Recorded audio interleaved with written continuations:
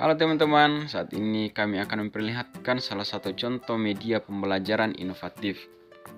Dalam tugas ini kami terdiri dari 3 orang, yaitu Aldianto Kila, Tommy Tolondo Suli, dan Andrianus Undan. Baik, ini adalah topik materi kita saat ini.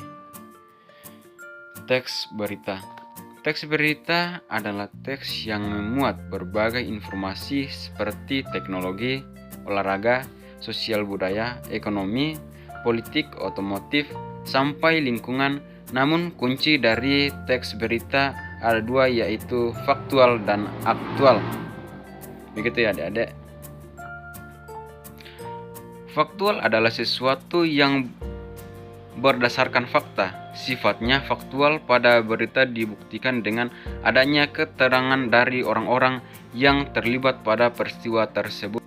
Kemudian aktual adalah kejadian terkini. Selain berdasarkan fakta, berita harus disampaikan secepat mungkin agar informasinya bisa berfaedah bagi masyarakat.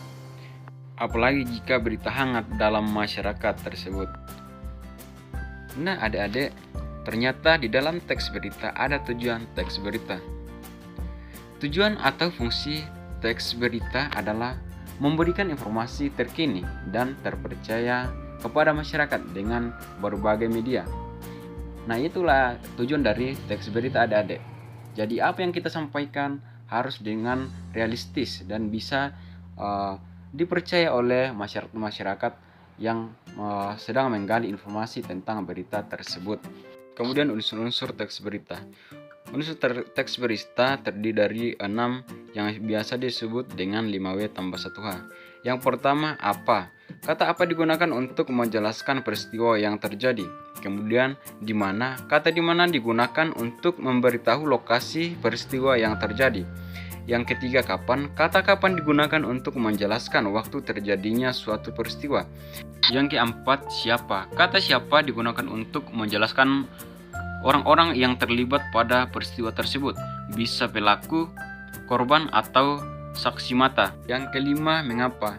Kata mengapa adalah jawaban dari penyebab, alasan, atau latar belakang suatu peristiwa. Keenam, bagaimana? Kata bagaimana digunakan untuk menjelaskan proses terjadinya peristiwa dan kondisi terkini sesuai urutan waktu.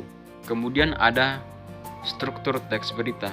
Di dalam teks berita ada 3 struktur, yaitu kepala berita. Kepala berita adalah bagian awal yang memuat banyak informasi penting, yaitu apa, di mana, kapan, dan siapa. Kemudian kedua, tubuh berita. Tubuh berita berisi penjelasan mengenai informasi yang disampaikan pada bagian kepala berita.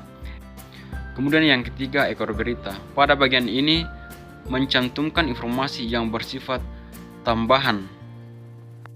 Nah, itulah sedikit pembelajaran kita pada saat ini tentang teks berita adik-adik, dan semoga video ini bisa bermanfaat bagi adik-adik yang menonton video ini dan bisa juga mengerti tentang teks berita yang disampaikan oleh guru atau yang dipelajari dimanapun, di Google, buku, ataupun sebagainya.